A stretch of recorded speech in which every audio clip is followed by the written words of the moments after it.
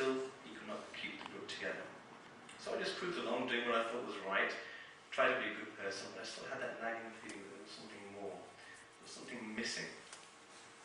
Remember, I always like asking questions. Why are things the way that they are? So then I went to university to study formulation chemistry. Something I found interesting, and it led me to a deep understanding about how things worked. I stopped thinking about religion altogether as I was surrounded by people from many different faiths, many different outlooks, people with no faith even. Also ashamed of some of my beliefs. I believed them, didn't know why I did, and most of them didn't really make any sense. I couldn't rationalize my faith with what I was learning about. It was only after a complete loss of faith and a feeling of emptiness did I meet my friend who was learning about Quran-only Islam. At last, someone I could turn to in order to ask questions. It was a new way of looking at the world. I'd never ever seen this before. Of course, I rejected everything he was saying, not because it didn't make any sense, and most of it did, but because it meant me shedding nearly 15 years of indoctrinated information. It's not easy thinking you've been wrong all those years. It did, however, feel very, very lonely. I missed that feeling of brotherhood in the Sufi order, that feeling of belonging. I went and told my family instantly, and they thought, "Whoa, he's gone crazy. He's lost the plot. You're on the wrong path," Yasin, "and you better repent. This is just really bad." They never heard of this thing before. So I retreated into myself, just went on my business. Then the advent of the internet, it wasn't that long ago, but I got a hold of the internet and I thought, hey, let's have a little look and see if I can do a search for some of my beliefs. And it was on Facebook that I found other people who shared some of my opinions. Facebook was an absolute godsend for me, and others like myself who believed in Quran alone. In Birmingham, where I'm from, the prevalent form of Islam happens to be Sunni. So finding someone who's willing to admit that they might be considering having doubts about the hadith is very difficult, which is where the internet really comes in. Wonderful websites like Free Minds, for example, that was one in one Ramadan in 2002, I believe it was, that I went on and thought, hey, these people have very similar views to me. Quranists.net, a new website where we are sharing similar viewpoints, and especially Facebook. Very many discussions we all have. Meeting like-minded people on Facebook was absolutely fantastic. Here was a network of people who could provide support and help me to grow as an individual, but I could also share some of my understanding, share some of my intuitions on various things. It was this support that led me to develop my own understanding of what it means to be Muslim, and took me to where I am today, which is where I identify myself with the term Qur'anist. God has given me through the Qur'an the freedom to be free. We need to think about that for a second. Freedom, this is such an important concept that sometimes we are tied down to our internal dogma, our internal ideas of what is right and what is wrong.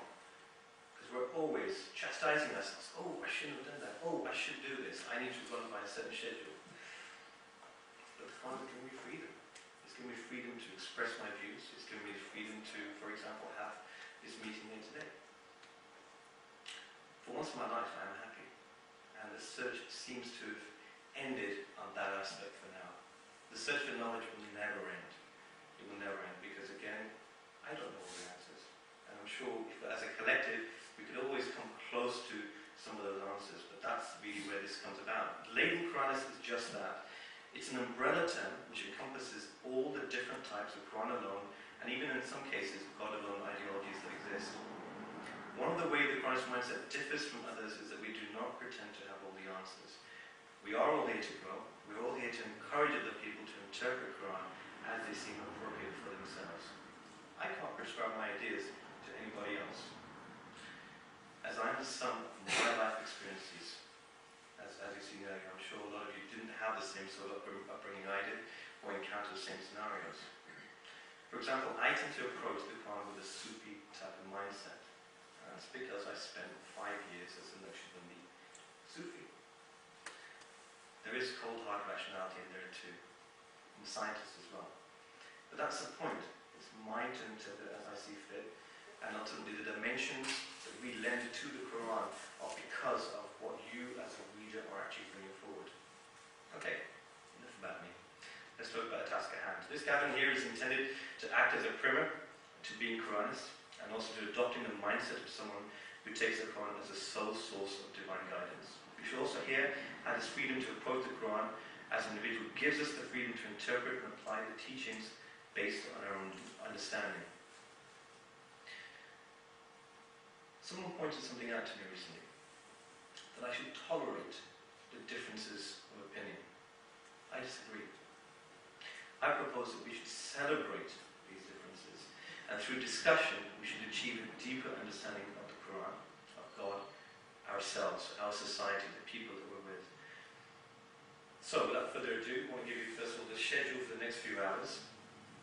First speech is about Quranism and its role in the world, which will be delivered by the chairman of the Qur'anist network, Peru. After that, I will return to talk to you about the multiple paths to salvation. We should then have some time for some questions and hopefully some answers. Then we have Nadia Chowdhury's topic, which will be what does the Quran talk about.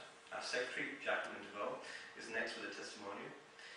And then, time pending, we should hopefully we should be returning back with Farouk, who will be talking about the Quran and how it explains itself. We should then have sufficient time for an open discussion about Quranism. At 7:15 we will look to wrap up our first conference.